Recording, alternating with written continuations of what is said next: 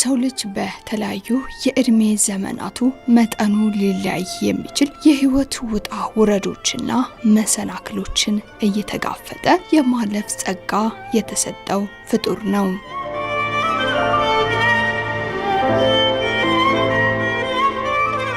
በህይወት መንገድ ላይ በሚያጋጥመው ፈተና ወድቆ መቅረት ብቻ ሳይሆን በፈተና መጽናት፣ መታገል፣ በመጨረሻ ድል የማድረግም የፈተና ውጤቱ ይሆናል።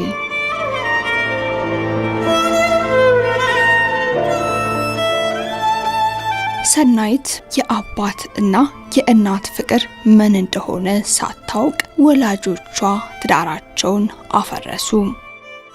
የተወለድኩት እዚሁ ባህር ዳር ቀበሌ 13 ነው። እኔና እህቴ እንደወለደች እናቴ ተለያይተው ወደ ሌላ ሀገር ጥሏት ሄደ።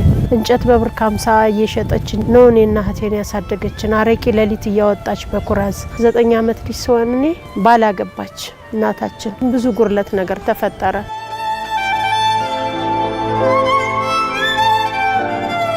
ከዚያ ቀን ጀምሮ የህይወት ስቃይ በሯን አንኳኳ። መስከረም 16 ነው መማር። በዛን ሰዓት ስንመለስ እንጨት እንለቅማለን፣ ውሃ እንቀዳለን። ቅዳሜ ደግሞ ቡና ይገዛልንና ያንን ቡና አለሽ ቡና እያልን እንሸጣለን። ስቃያችን በዛኔና እቴ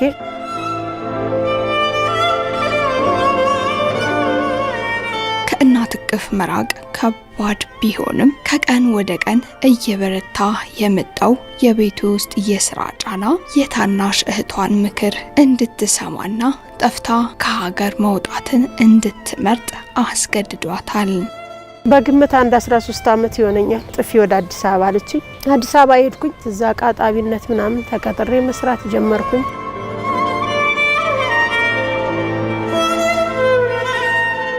ሰናይትና ጓደኞቿ የተሻለ ህይወት ፍለጋ በህገወጥ መንገድ ከሀገር ለመሰደድ ወሰኑ። ነገር ግን መንገዱ አልጋ ባልጋ አልነበረም። ጅዳ መሄድ አለብን ብለን ከኔ ጋር 3 ሆነን ተነስተን በኤርትራ በባህር ሙከራ አደረግን። አልተሳካልንም። በድጋሚ አሁንም ሞከርና ባርትቼክ በሶማሌ ያለ ስቃይ ብዙ ሰው አልቆ አሁንም አልተሳካልንም። በራችን ተቀምጠን ተመለስን።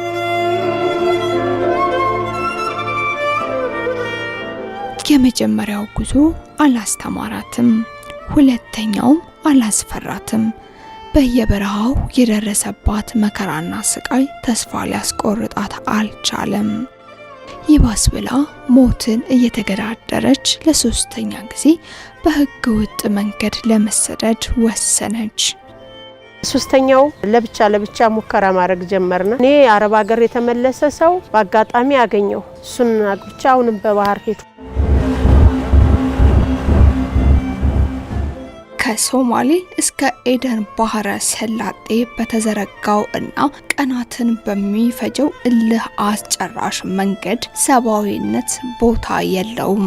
የሰው ልጅ ዋጋው ከእቃ ያነሰ ነው። በመጋዘን ውስጥ መታጎር፣ በባህሩ ማዕበል ተውጦ የባህር ውስጥ የእንስሳት ሲሳይ መሆን የብዙ ወጣቶች እጣ ፋንታ ሲሆን ታሪካቸውን የሚናገርላቸው ግን አላገኙም። አርትቼክ የሚባል ሀገር አለ። ሰውን እንደ ሰው ማያዩ ታምከን ባንድ እንትን ውስጥ ቆርቆሮ እንትን ውስጥ ተቀምጠን መርከብ እስከሚመጣ ድረስ በጣም ብዙ ስቃይ ያላችሁን ብር አምጡ እየተባልን ማለት ነው።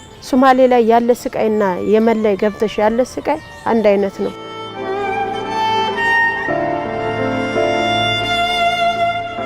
እንደ ሰናይት ሁሉ ብዙዎቹ ህገወጥ ስደተኞች በተለይ በባህር ላይ በሚሳፈሩባቸው ትንንሽ እና አደገኛ ጀልባዎች ውስጥ ሆነው ከማዕበሉ ጋር እየተላተሙ በጀልባ መስጠምና መገልበጥ መካከል የሚያዩት አሰቃቂ ነገር በአእምሯቸው ላይ የዘመናት ጠባሳ ጥሎባቸው አልፏል። አሁን በመርከብ ተሳፍረን ሄድን። ብዙዎቹ መርከብ ላይ የቀሩ የሞቱ አሉ። ሲጀመር ሚዛን ካመዘነ ካጋደለ ራሱ አንስቶ ይወረውርሻል። እንትኑ መርከበኛው ከላይና ከታች ነው ምንጫን። ጥቁር ባህር ውሃ ከላይሽ ላይ ካፊሽ ሲገባ እያስታወሽ ሽንት መሽናት የለም ምን የለ ልብስ መልበስ የለም። መርከቡ ላይ ሲገቢ በቁምጣ ብቻ ነው የምትገቢ። 3 ቀን 3 ሌሊት ነው ያ መርከብ የሚሄድ።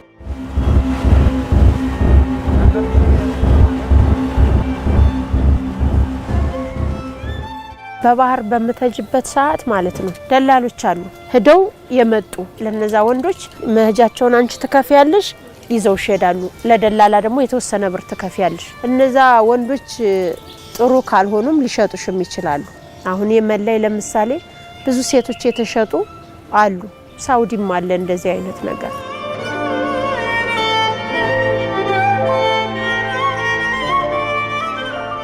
የመላይ ዛበተኛንበት ደግሞ አሁንም ወታደር መጥቶ ያዘን በገንዘብ አጣለን ባካችሁ ልቀቁን ምናምን ብለን ስንል ሴትነታችን ፈለጉ እነዚህንማ ተጠቅመን እናንተ በነፃ ሳውዲ ልናገባችሁ እንችላለን አሏቸው ያገራችን ልጆች እዚህ ላይ እናንተ ስትጫወቱባቸው ከምናይ ሞተለችን እንመርጣለን ብለው መሳሪያ ከያዙ ሰዎች ጋር ታግለው አሸንፈው እዛ በኋላ ደግሞ ጉዞ ጀመርና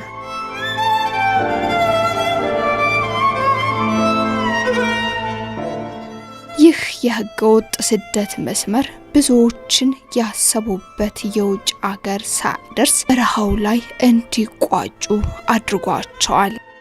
ባህር በሚሞቱ ወንድሞቻችን እህቶቻችን ቁጥር ሰፈር ያላቸው በቃ ያሳዝንሻል። የሰው ልጅ እንደዛ ሆኖ እንጀራ ለመብላት ውሃጥም አለ ራብ አለ 2 ወር ከምናምን ሆኖናል በጉዞ በመንገር ላይ እንቁራሪትና ጉርጥ በላያችን ላይ እየሄደ ዝም ብለን ከተራራው ስር 15 ቀን ቆየን ወረድን በኋላ አረቡ ተቀብሎን ያ አረብ ደግሞ እዚህ ላይ ካልደፈርኳችሁ አትገቡ ማለት አንደኛው አረበኛ ትችላለች እዚህ ድረስ ደርሰንማ ይሄ ነገር አይፈጠርም በፍጹም ምናምን ስትለው እንግዳማ ወደ መጣችሁበት መልሳችኋል ወደዛ ጫካለ መልሰን ምናምን ይያልን እየተከራከርን ቃጣሚ የኔ ባለቤቴ አጎት እዛ ጅዳ ውስጥ ነው ያለ ተሟገትን ይያለ ዘሎ ገባሱ ከመኪናው ውስጥ ቀጥ አርገ ያልኩ ቦታ አድርሳቸው ያለበለዛ ግን አንተ በመትቀጣበት ተቀጣለ ምናምን ሲለው እሻለ ቀጥ አርጎ አደረሰን አጽደና መስከረም ይባላሉ ህጋዊውን መንገድ መርጠው ፓስፖርት ይዘው ቪዛ ተመቶላቸው በክብር በአውሮፕላን በረሩ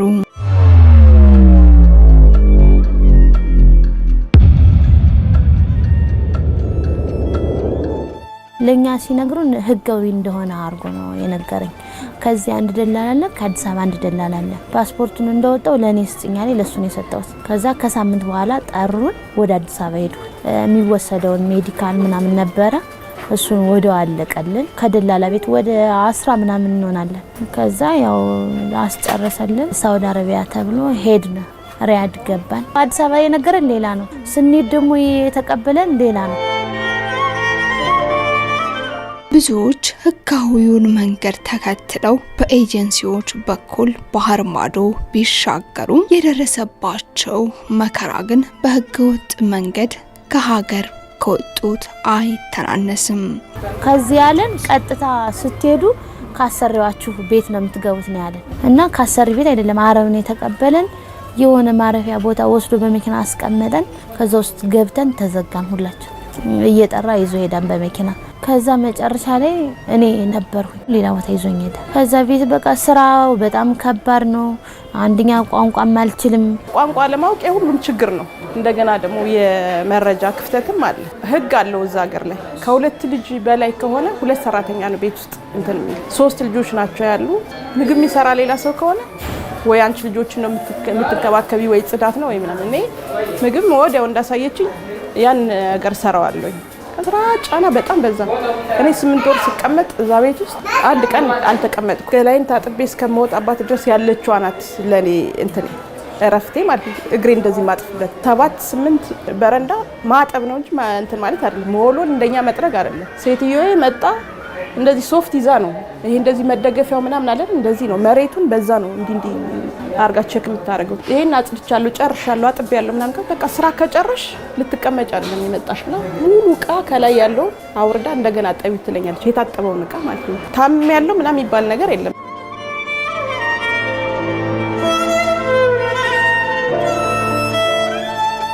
አካላዊ ድብደባ የደሞዝ መከልከል የስነ ልቦና ስብራትና የሰብአዊ መብት ረገጣ ይፈጸምባቸዋል ሲፈልግ ያስወጣኛል ደሞ እንደገና ሌላ ሰዎችን ቋንቋ ባልችልም ብር ሲሰጡት ግን አያለ ደሞውን መልሶ ሌላ ቦታ ይወስደኛል ይመታኛል ግድግዳው ጋር እንደዚህ ያጋጭ ሳልተኛው ላድራለሁ የውጭ ሀገር የስራ ስምሪት በተመለከተ ህግ ነበር።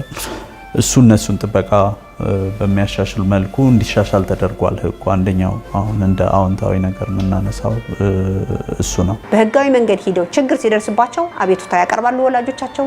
አቤቱታውን ተከትለን ችግሩ የደረሰባትን ግለሰብ ደርሶባታል ተብሎ ሲባል አላካት ኤጀንት ጋራ ተነጋግሮ ችግሩን የመፍታት ደሞዛቸውን በወቅቱ የመክፈል 24 ሰዓት ስራ የሚያሰሩ ከሆነም ይሄን የመቀነስ ችግሩን ይፈታላቸዋል ማለት ነው። ለሄዱ ዜጎች እሰራለሁ ለ10 ወራት ምናምን ያህል ብር የለኝም ነበር አልተሰጠኝም ደሞዝ እና በሆነ አጋጣሚ ከኢትዮጵያ ካለው ቤተሰቦች ጋር ወይኔም በቃ የሆነ ነገር ጣጥቼ ከመሞት ከዚህ ከምታስወጡኝ ከዛ እንደገና አዲስ አበባ ያለው ደላላ ሲጠየቅ አረቡ ለኔ የሰጠኝን ብር ከፍላ ወደ ኢትዮጵያ መመለስ ትችላለች አለ። ስልክ አልይዝም ጭራሽ ማለት ነው። እሷ ነች ደውላ በወር አንድ ቀን ወይ ምናምን ደቂቃ ወይ 5 ደቂቃ ወይ ምናምን ወስናልኝ ነው የምደውል። ከዛ በዛ አጋጣሚ ለማን ነው የምደውል? ወደ ላከኝ ያክስቴ ባል ማለት ነው። እዛው ኤጀንሲው ጋር ስለሚግባቡ ለሱ ነው የምደውል። ከዛ ለነሱ ይደውላል። ይሄን ያክል ቤተሰብ ካለ ሰራተኛ የግድ 2 ነው መሆን ያለበት፣ አንድ ሰው እዚህ ላይ ሊሰራ አይችልም ምናምን ተብሎ ተጣርተው ሲያናገሯቸው እሺ እናስተካክላለን፣ አዘናል፣ ይመጣል ሰራተኛ ምናምን ነው የሚሉ። እንደዛ ያለ 8 ወር ሞላ። እኔም ጤና እያጣሁ መጣሁ። ጅዳ ውስጥ ማለት ነው ከባለቤቴ ጋር መኖር ጀመርና እሱ ቤት ስለነበረው እንደዛ ብለን ስንኖር ባለቤቴ ተያዘ። እኔም ስራ ጀመርኩኝ። እየሰራው ለሱ መላክ ጀመርኩኝ በህጋዊ መንገድ እንዲመለስ። የኤጀንሲን ስልክ ቁጥር የቤተሰብ ስልክ ቁጥር አርጌ ጽፍና በወረቀት ምን ጊዜ ማዘጋጅቻ አስቀምጣለሁ። ከዛ በረንዳ ላይ እነሱ በሌሉበት ሰዓት ወጣለሁ ጠራና ያን ወረቀት ትላቸዋል ደውሉልኝ ምናምን ብዬ ማለት። ከዛ ያ ነገር ተሳክቶ ፖሊስ ዘንድ እንመጣ ነው ሲሏቸው ባልና ሚስቶች በጣም ተበሳጭተዋል። እና ውጭ ብለው 8 ወር ደሞዝ አልሰጡኝ ብለው ወደ መኪና ውስጥ ያስቀምጡ። የት እንደሚሄድ ምን እንደምል አላውቅም። መኪናውን በሰማይ መብረር እስኪቀረው ነው እየተሳደቡ ነው እየነዱት ይሄዱ። ከዛ እጄ ቢሮ ስገባ ነው እዛ እንደሚሄድም ራሱ ያወቁ። እኔ በፍጹም አልሄድም ሬሳዬ ነው የሚወጣው እንጂ ከዚህ ቢሮ አልንቀሳቀስም አልሄድም አልኳቸው። ቢሮ ላይ ተቀመጡ። ሌሎችም ልክ እንደኔ ኢትዮጵያን ቢሮ ላይ ተቀመጡ ማለት ነው። ያን ደሞዝ አልተቀበልኩም። እንደዚህ በምለብሰው ዩኒፎርም ነው የወጣው።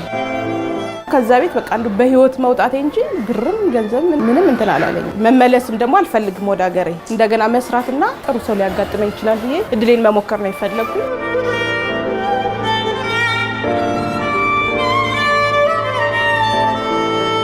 ባለቤቴ በሄደ በ6 ወሩ ነው ምናምን በኢትዮጵያ በመጣ መኖሪያ ፍቃድ ይዞ ተመለሰ።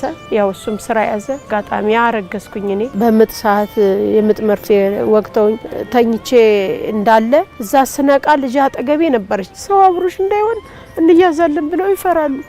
አጠገቤ ማንም ስላልነበረ ልጄ የለችም። ስነቃ ልጄ የለችም። ልጄ ብዬ ስጮህ ልጅሽ ሞታለች አለች ዶክተሯ። የሞተችውን አምጪልኝ ብዬ አሁንም ጮኩ። ልጄ እያልኩ ስጮህ ምን እንደወጉኝ አላውቅም። ጸጥ አደረጉኝ። ከዛ ብዙ ነገር አለ። በጣም ከሰው እንዳልተፈጠር ሲያህል ማለት ነው። ከምግብ አንፃር እንኳን ለብቻሽ የሚወረወርበት ነው።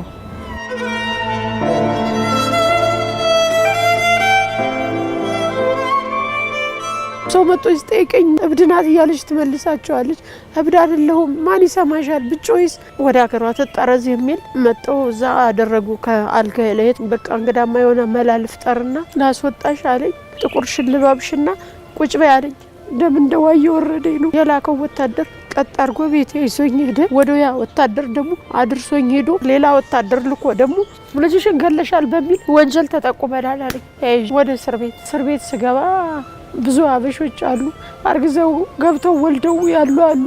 ወልደው ውስጥ የሚያሳድጉም አሉ። ከኔ ባሰ ስቃይ መከራ ደግሞ የገጠማቸው እዛ ውስጥ ደግሞ ያበዱ አሉ። እስር ቤት ያው በጣም ከባድ ነው። እስር ቤት ውስጥ ብዙ ነገር ታያለሽ። በቃ የሚወጣ ራሱ አይመስለኝም ነበር። እዛው የሚሞት ሊመስለኝ ነበር። መቼም ጋም አላውቀውም። 6 ዓመት ነው የተፈረደብኝ። አጋጣሚ እግዚአብሔር ነገር ሆኖ የሀገራቸው መንግስት እስረኛ ወደ የሀገሩ ይለቀቅልኝ የሚል አዋጅ ታወጀ። ሀገሩ ላይ ገባሁኝ አዲስ አበባ።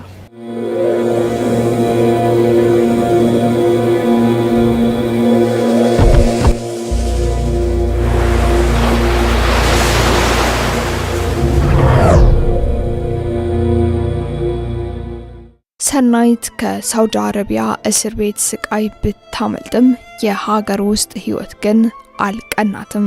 ከእናቷ ጋር በመሆን ስራ ጀምራ ህይወትን ለመምራት ብትታገልም የደረሰባት እንግልት ግን በጠና አሳመማት። ተስፋ በቆረጠችበትና አልጋ ላይ በዋለችበት በዚያ የጨለማ ወቅት ግን የልጅነት አብሮ አደግ ጓደኛዋ አስታሞ አዳናት። የልጅን አባት ማለት ነው አስታሞ አዳነኝ ስድን በቃ ምን እናሱ ተጋብተን ስንኖር አቢኖ ልጅ በ4 አመቱ ነው እሱ ደግሞ የሞተ።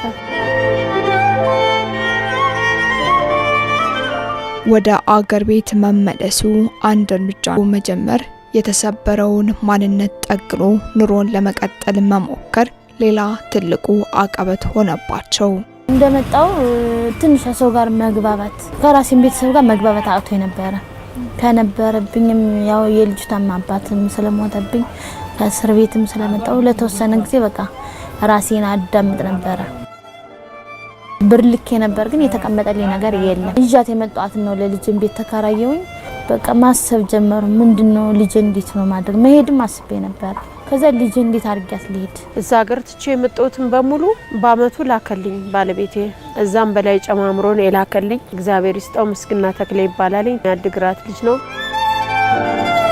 ከዛ ባለው ቀስ ብዬ እየተላመድኩት ስመጣ ኑሮውንም ሳየው መሄድ ካልቻልኩ ልጅን እዚህ ማሳደግ ያለብኝ ምን ሆኜ ነው ከታች ዝቅ ማለት አለበት። በቃ ምንድነው የጀመርኩት ይሄ ስራ ነው የጀመርኩት። በወጣትነት ጊዜሽ ደግሞ አገሬ ላይ ቢሰራስ እዚህ ላይ እድሜን ጨርሼ ምናምን የሚለው ነገር ሐሳቤ ላይ መጣ። ያው የንግዱ እንትን ምንም አልነበረኝም። ትንሽ የቤት ተከራይቼ ቀበሌ 3 ላይ እንትን ግሮሰሪና የጀበና ቡና ነው የጀመርኩት። ኪሳራ መጣ። ሆቴል ላይ መስተንግዶ ገባሁ። መስተንግዶ እየሰራሁኝ ቆየሁኝ። እዛን ቤት አይነት ተመሳሳይ ቤት ሲከፈት በሆቴል ማኔጀርነት አድርገው እንደም ወደዛ ወሰዱኝ። ልምዱንም ወሰድኩኝ። እዛ ላይ አሰራሩ ንግዱንም ትንሽ እየገባኝ ሲመጣ የራሴን ስራ ልስራዬ ስራ መስራት ጀመርኩ። የቀበሌው ሸድ የተሰጠን ማለት ነው በአረብ ሀገር ተመላሽ አይደለም በደሃ ነው። ማሽላ በቆሎ ሙዝ በኪሎ ይዘን እየሸጥን መንገድ ላይ እዛ በኋላ 1 ለ5 አደራጅተው ሰጡን። የምንሰራበት ገንዘብ ስለሌለን ግን ምን አደረግ ነው ተከፋፍለን እየኖርንበት በጎን እየሰራን ነበር። መጥቼ 3 ወር ራሱ አልቆየው ቀጥታ ጥቃቅን ነው ሄድኩት። ጥቃቅን ተደራጀው ምንም መፍትሄ የለም። ከዛ እንደገና ደግሞ ያመጣሁት ኤምባሲ ወረቀት ነበር። ያንን ክልል ምክር ቤት ምጀ ነበር እና ልዩ ድጋፍ የሚል ወረቀት ነበር። ያንን እጄ ደግሞ ወደዚህ ሲልኩኝ አሁንም መፍትሄ የለም። በቃ አልቅሼ ተስፋ ቆረጥኩ። በቃ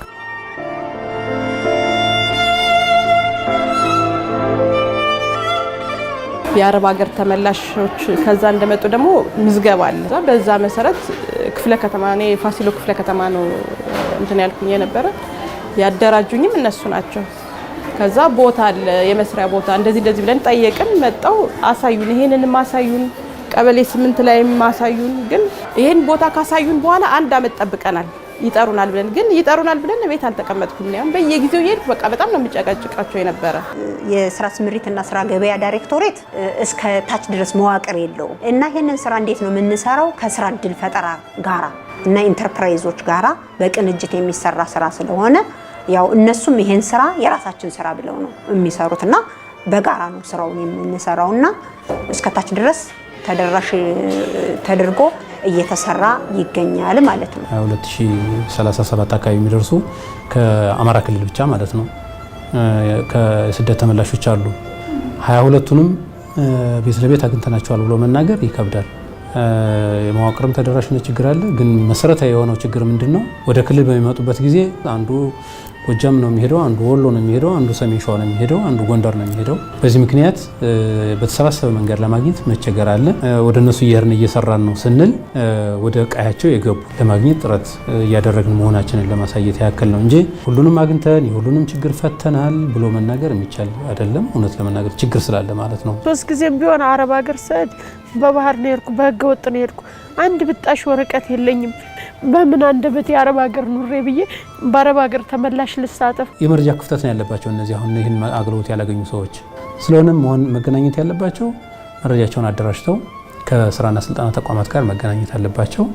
ከሴቶችና ወጣቶች ማህበራዊ ጉዳይ ተቋማት ጋር መገናኘት መቻል አለባቸው።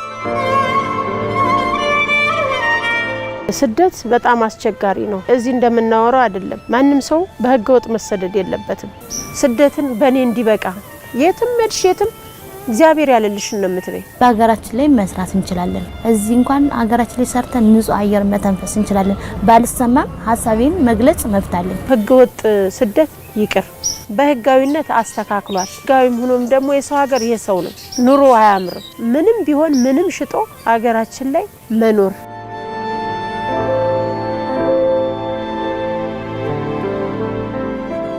እነዚህ ከስደት ተመላሽ ዜጎች በተለይም በመንግስት በኩል የስነ ልቦናና የሕክምና ድጋፍ፣ የአቅም ግንባታና የስራ ስልጠና፣ የመነሻ ካፒታልና የስራ እድል በማመቻቸት የተረጋጋ ህይወትን እንዲመሩ በትኩረት መስራትን ይጠይቃል። እንደምታዩ የዚህ ቤት የሰው ቤት ነው። ነገ ውጭ ሊባል ይችላል። እነዚህ ሶስት ልጆች መውደቂያም የለኝም። በቃ ይህንን ችግር አይቶ መንግስት መስሪያ ቦታ ቢሰጠኝ ልጆች የማሳድግበት ካለባቸው የስነልቦና ጫና ጋር የተቆራኘ ስልጠና ነው በእኛ ባለሙያዎች የሚሰጠው ማለት ነው። ተስፋቸው ዝግት ያለ እንደሆነ አድርገው የማሰብ ነገር እሱን ተስፋ ነው ምናለመልምኛ። ከዛ በኋላ ይህማ ከሆነ ወደ ተለያዩ አማራጮች መግባት ፈልጋለሁ ወደሚል ነገር እንዲመጡ እናደርጋለን። ከዚያ በኋላ ወደ ቴክኒክና ሙያ ስራና ስልጠና ተቋማት ጋር የመነጋገርና እነሱ ስልጠና ወደ ክህሎት ስልጠና ውስጥ እንዲያስገቧቸው በቅንጅት የመስራት ስራዎች ይሰራሉ ማለት ነው። እንዴ በየጃምቦ ቤቱ ቆሎ ምናምን እንትን እያሉ የሚያድሩም አሉ ከአረብ ሀገር ተመልሰው ማለት ነው። ስለዚህ እነዚህን መንግስት አደራጅቶ ስራ ቢፈጥርልን መጠጊያ መኖሪያ በሀገራቸው ላይ ይሄን አድርጎ መንግስት ሸከፋቸው መባል ስም ነው። አንዳንድ ጊዜ እኮ የሆነ ነገር እንትን ሲልሽ ደግሞ ስደትን ትመርጫለሽ። የኛ ቢሮ ከስደት ተመላሾችን መልሶ ማቋቋም ነው ስራው። ረጅ ድርጅቶችን በማፈላለግ እንዲቋቋሙ የሚደረግበት መንገድ ይፈጠራል ማለት ነው። በተለይ የአካባቢ ጸጋዎችን በመጠቀም ለምሳሌ መሬት ካለ በግ በማርባት ዶሮ በማርባት የሚለወጡ ከሆነ ይሄን የማመቻቸት ስራ እየተሰራ የሚቋቋሙበትን መንገድ ቢሮው እየሰራ ይገኛል እና በዚህም በርካታ ለውጥ ያሳዩ ተመላሾች አሉ። ብዙ ልጆች አሉ በእስር ቤትም በምንም እዛም እያለን ምን ጠይቃቸው የነበሩት በጣም ጥሩ ያልሆነ ሁኔታ ላይ ያሉ እዚህ መጣው ደግሞ ህይወት ፈተና ይሆነባቸዋል። በእርግጥ ህይወት ለሁላችንም ፈተና ናት። ተስፋ መቁረጥ የለባቸውም። ያለፈውን ወደ ኋላ እያሰብክ እንደዚህ ነበር እንደዚህ ማድረግ የምችለው እንደዚህ ባያረጉብኝ ኑሮ ወይም እንደዚህ ባይሆን ኑሮ ሚለውን ኑሮ እያልን ከምንኖር የወደፊት የምንኖረውን ነገር እያሰብን እንድንሰራ ነው። ወደ ስራ ለመግባት የጠባቂነት እንትን ይታያል ከተመላሾች ላይ። የማይታለፈውን አልፈን እኮ እዚህ ለሀገራችን በቅተናል አይደል? ከባዱን ጊዜ አሳልፈነዋል። እዚህ ደግሞ ከዛ የሚከብድ ነገር የለም። ስራ ካልናቅን እኮ ትንሽ ስራ እኮ ወረት እኮ በትንሽ ነገር የግድ አሁን እኛ የምናስበው ነገር ምንድነው? ትልቅ ሆቴል ካልከፈትን ወይም ትልቅ ፀጉር ቤት ካልከፈትኩኝ ወይም ደግሞ ትልቅ ነገር ላይ ካልከፈትኩኝ ስራ የሰራን አይመስለንም።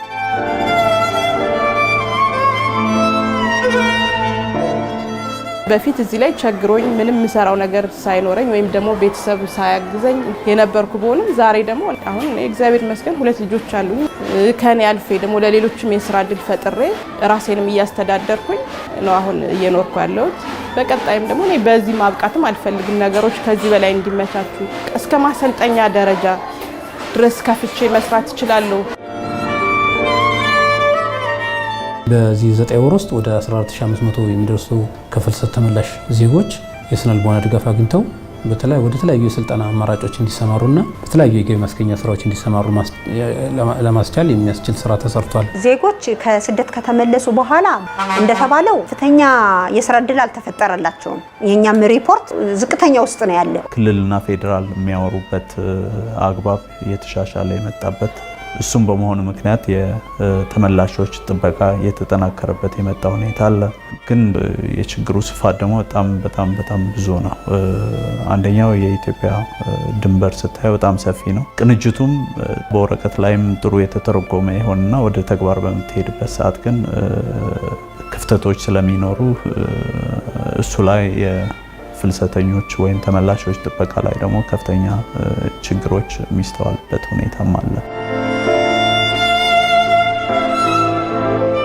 ወደፊት ሀገር ተረክበው ሀገርን ሊያስተዳድሩ የሚችሉ ዜጎቻችን እያጣን ስለሆነ ማህበረሰቡ መንቃት አለበት። እንቅስቃሴ ስለማይቆም አብዛኛዎቹ እንቅስቃሴዎች ህጋዊ እናድርጋቸው ነው። የመጡ ሰዎችን ደግሞ በህገወጥ መንገድ የደረሰባቸውን ችግር እያየነ ማለት ነው ለሌላው ማስተማሪያ ብናደርግ። ሳቢ ምክንያቶች የምንላቸው አሉ፣ ገፊ ምክንያቶች የምንላቸው አሉ ነው። ዋናው እያባባሰ ያለው አንደኛው አሁን ግጭት ባለበት የፖለቲካ አለመረጋጋት በስፋት ባለበት ሁኔታ ተረጋግቶ የመኖር እድሉም እየቀነሰ ስለሚመጣ እሱ በጣም ከፍተኛ አባባሽ የሆነው ነገር እሱ ነው። ፍልሰት አይቀርም ብዬሻለሁ። በህገወጥ የሚሄዱ ዜጎችን ከማህበረሰቡ እስከ መንግስት ድረስ በቅንጅት ግንዛቤዎችን በመፍጠር የስራ እድሎችን በማመቻቸት እንደዚህ ሊቀንስ ይችላል። ኢመደበኛ የምትላቸው ወይም አንዳንድ ሀገሮች ህገወጥ የሚሏቸውን እንቅስቃሴዎችን ወደ ህጋዊ መንገድ መቀየር ነው። ይህንን ለመከላከል የተወሰኑ ዜጎችን አምጥተሽ ከቀበሌን ከወረዳ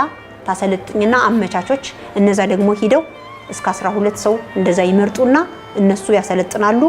የመጡ ዜጎችን ሁሉንም አካላት ያሳተፈ ነው። ከፖሊስ፣ ከሴቶች፣ ከተመላሾች ማህበረሰቡ ራሱ የራሱን ዜጋ የመቀየር ስልት አለው። ለምሳሌ ኬንያ፣ ጅቡቲ፣ ዩጋንዳ እና እዚያ ጎረቤቶቻችን ያሉትን እንቅስቃሴዎችን አገራቱ በደንብ በማውራት የሰዎች ነፃ እንቅስቃሴ በመፍቀድ ብዙ ኢመደበኛ የምትላቸውን ነገሮችን ወደ መደበኛ መቀየር የምችልበት እድል አለ። ወደ መካከለኛ ምስራቅ የሚደረጉ ፍልሰቶች የሁለትዮሽ ስምምነቶችን በመፈረም ሰራተኞቹ ከዚህ እንዲላኩ የሚላኩ ሰራተኞቹ ሙሉ እውቅና ተሰጥቷቸው ሙሉ ጥበቃ ተሰጥቷቸው እዛ የተሻለ ህይወት እንዲኖራቸው ማድረግ ላይ አሁን ብዙ እንቅስቃሴዎችን እየሰሩ ነው። ከአውሮፓ ጋር የተጠናከረ ነገር እንዲኖር የተጀመሩ ጅምሮች አሉ። ግን እንዲስፋፉ ከደቡብ አፍሪካና ሌሎች ደቡብ አፍሪካ ያሉት መስመሮች ጋር ያለውን ግንኙነትም ተጠናክሮ ኢመደበኛ የምንላቸውን አሁን በስፋት ወደ መደበኛ እንቅስቃሴዎችን የመቀየር ሁኔታዎች መስፋት አለባቸው ብለን ነው የምናስበው።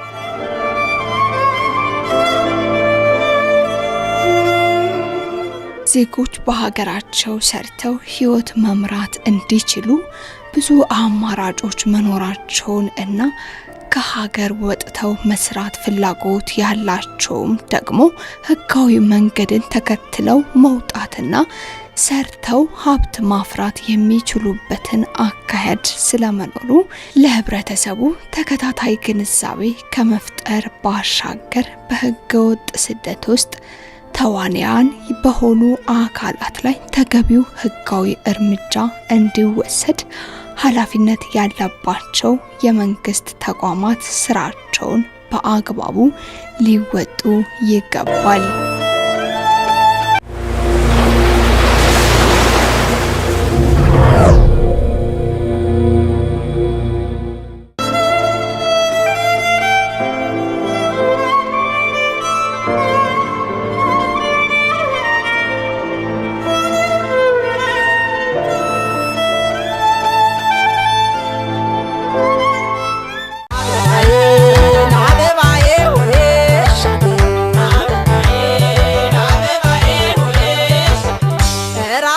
I wish